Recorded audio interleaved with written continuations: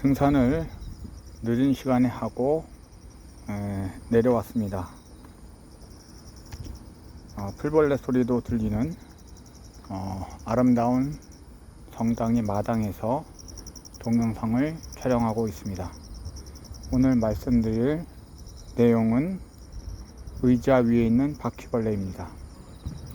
저는 10년 동안 벌레에 대한 공포, 벌레 강박증으로 힘들었습니다. 지금은 벌레에 대한 강박증은 없다고 봐야 할 것 같습니다. 벌레에 대한 강박증이 없다는 뜻은 벌레로 인해 고통스럽지 않다는 뜻입니다. 저번에 등산을 하다가 의자에 앉으려고 했습니다. 그런데 의자 위에 바퀴벌레처럼 보이는 생물이 여러 마리가 옹기종기 모여 있었습니다. 약간 징그러운 모습이죠. 자, 강박증 환자는 어떻게 이러한 모습을 인식하나요?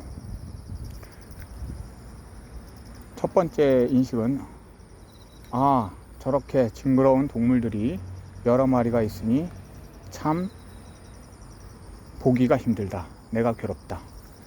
피해야 한다. 벌레 생각이 자꾸 난다. 혐오스럽다. 정상인들은 벌레에 대해서 그렇게 신경 쓰지 않는데 나만 신경 쓰는구나. 나는 무언가 잘못되었다. 나는 강박증으로부터 벗어나기 힘들 것 같다.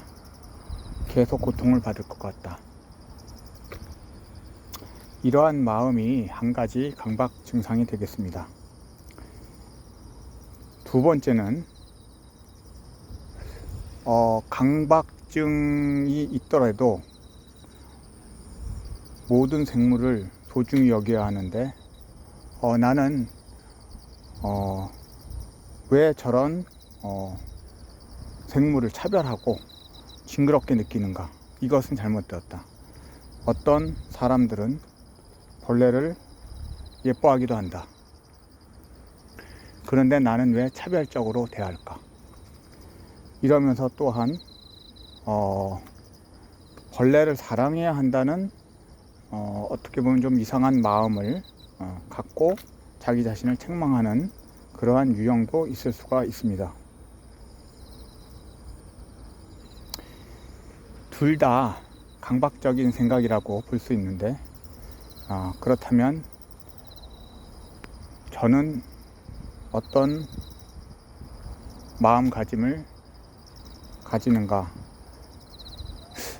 저는 중용의 마음을 가집니다. 제가 벌레를 보고 징그럽다고 느끼는 것은 어쩔 수가 없죠. 과거에는 벌레에 대해서 특별히 다른 사람보다 더 징그럽다고 느끼거나 피하지 않았습니다. 파리가 어렸을 때 많았는데 파리 다리도 파리 날개도 뜯고 하는 그런 장난도 치고 곤충 채집도 하고 송충이를 봐도 여학생들처럼 징그럽다고 소리를 지르거나 그런 것은 없었습니다. 그런데 강박증이 생긴 이후에 벌레를 보면은 확인하게 되고 남들 앞에 설 때 벌레가 있나를 확인하게 되고 확인을 안 하면은 남들 앞에서 좀 떳떳하게 또 편안하게 남들을 대할 수가 없었기 때문에 벌레에 대한 강박증이 생겼습니다.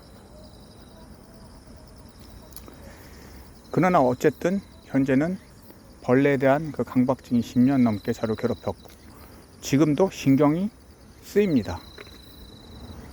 이것은 제가 저의 마음이 약간 변했기 때문입니다.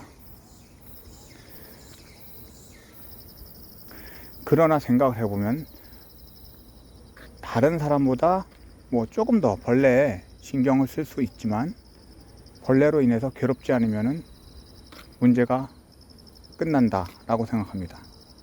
그것이 강박증이 완치되는 상태입니다. 예를 들어 노출 반응 방지 기법이 효과적이라고 합니다. 노출을 일부러 하고 반응을 안 하는 것이죠. 벌레를 내 몸에 묻히고 벌레가 있나 없나 확인을 안 하고 벌레를 떼지 않고 생활하면서 그 괴로움을 그대로 안는 그런 방법입니다. 이 방법은 제가 생각했을 때는 극단적인 방법이니까 중도에 맞지 않는 방법입니다. 왜냐하면 괴로움을 일으키고 괴로움은 집착이 됩니다. 왜냐하면 괴로움을 피하려고 하기 때문에 이것은 심리적으로 안정을 줄 수가 없습니다. 저의 경험이 그렇다는 이야기고 뭐 어떤 사람한테는 통할 수도 있겠죠. 어쨌든 저는 중도의 방법을 택했습니다.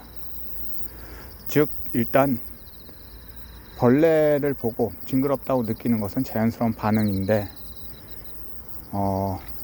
저쪽에 벌레가 있다고 해서 뭐 발 아래나 옆에 뭐 벌레가 있을 가능성은 적고, 만약에 벌레가 내 옆에 있다는 생각이 들면 뭐 확인을 한번 해보는 그러나 그거를 확인을 한다고 해서 자신을 책망하지 않는 그러한 중도적인 방법이 저에게는 좋습니다.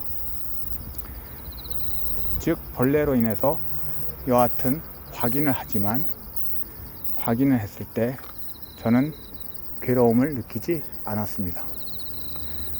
그래서 불편감은 약간 있지만 불편감을 피하는 것이 아니라 그냥 이 정도에서 만족이다 하는 정도로 중도적인 방법, 즉 약간 확인하는 방법 정도를 택하다 보니 벌레로 인해 괴롭지 않고 강박증이 없어졌다, 이렇게 이야기할 수 있습니다.